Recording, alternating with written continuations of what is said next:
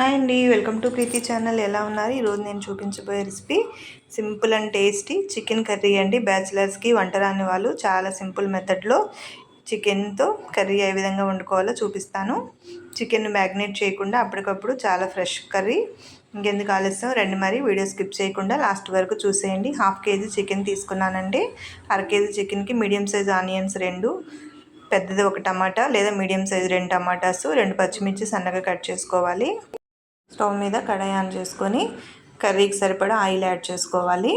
ఇప్పుడు ముందుగా ఆయిల్ వేడెక్కిన తర్వాత ముందుగా కట్ చేసుకున్న ఉల్లిపాయ ముక్కల్ని వేసుకొని బాగా ఫ్రై చేసుకోవాలి. అలాగే ముందుగా కట్ చేసుకున్న 2 పచ్చిమిర్చి కూడా వేసుకోవాలి.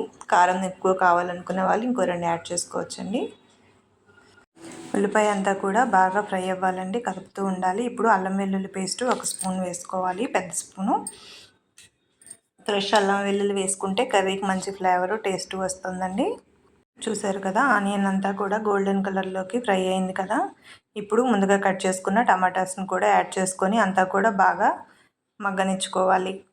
టమాటా ఆనియన్ ముందు బాగా మెత్తగా మగ్గాలి అంటే మనము రుచికి సరిపడా సాల్ట్ కొంచెం ఇక్కడ యాడ్ చేసుకుందాము. సాల్ట్ యాడ్ చేసిన తర్వాత ముక్కలన్నీ మగ్గడానికి ఒక 2 నిమిషాలు మూత పెడితే మిశ్రమం అంతా కూడా బాగా మగ్గుతుందండి. చూడండి, చూసారు కదా, టమాటా అంతా కూడా దగ్గరికి అయింది. ఇప్పుడు ముందుగా శుభ్రం చేసుకున్న 1/2 కేజీ చికెన్ని కూడా ఈ మిశ్రమంలో వేసుకొని కర్రీ అంతా కూడా ఒకసారి ఫ్లేవర్స్ పట్టేటట్టు బాగా కలుపుకోవాలి. ఇప్పుడు కొంచెం పసుపు యాడ్ చేసుకోవాలి చికెన్ వేసిన తర్వాత. చూసారు కదా, చికెన్ అంతా కూడా ఇలా కలుపుకున్నాక 2 నిమిషాలు మూత పెట్టేస్తే చికెన్లో వాటర్ అంతా పైకి తేలుతుంది. చూడండి, ఈ విధంగా చికెన్లో వాటర్ అంతా తేలితే నీచు వాసన అంతా కూడా పోతుంది, పచ్చివాసన. ఇప్పుడు చికెన్కి సరిపడా, కర్రీకి సరిపడా కారం యాడ్ చేసుకోవాలి. 1 స్పూన్ ఫుల్గా కారము, ధనియాల పొడి 1 స్పూను, జీలకర్ర పొడి 1/2 స్పూన్ యాడ్ చేసుకొని ఈ కారం మసాలా మిశ్రమం అంతా కూడా చికెన్ ముక్కలకి బాగా పట్టేటట్టు కలుపుకోవాలి. ఫ్లేవర్స్ అన్నీ చికెన్కి పట్టాలి కాబట్టి ఈ విధంగా కలుపుకొని మరొక 2 నిమిషాలు మూత పెడితే చికెన్ అంతా కూడా కారం అంతా కూడా బాగా పడుతుందండి. చూసారు కదా, చికెన్ అంతా కూడా కారం మిశ్రమం అంతా కూడా బాగా పీల్చుకునేటట్టు కలుపుకున్నాము.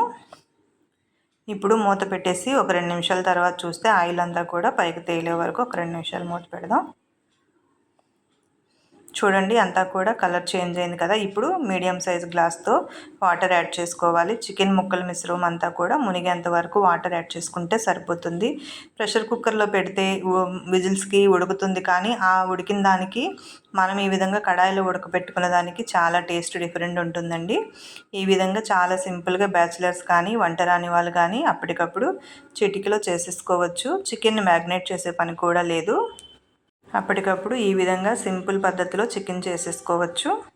ఈ విధంగా ఎన్ని కేజీల చికెన్ అయినా సరే మనం ఇంట్లో చాలా సింపుల్ అండ్ ఈజీగా మంచి టేస్టీగా చేసుకోవచ్చు. ఇప్పుడు ఫైనల్గా కొత్తిమీర సర్వ్ చేసుకోవాలి.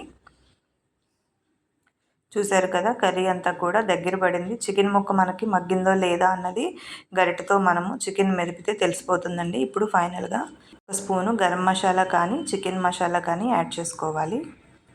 ఇప్పుడు ఫ్లేవర్స్ అన్నీ బాగా పట్టినాయో లేదో ఒకసారి కలుపుకుందామండి. చూసారు కదా, మసాలా మిశ్రమం అంతా కూడా కలుస్తుంది. ఇప్పుడు చికెన్ ముక్క మగ్గిందో లేదో అన్నది, ఉడికిందో లేదో చూద్దామండి. చూడండి, గరిటెతో మెదిపి జస్ట్ మనం ఫింగర్తో టచ్ చేస్తే ఇలా పొరలు పొరలుగా విడిపోతుంది. ఈ విధంగా ఉడికితే కర్రీ అయితే చాలా టేస్ట్గా ఉంటుంది. ఇంకెందుకు ఆలస్యం, ఇదే సింపుల్ మెథడ్లో మీరు కూడా ట్రై చేయండి.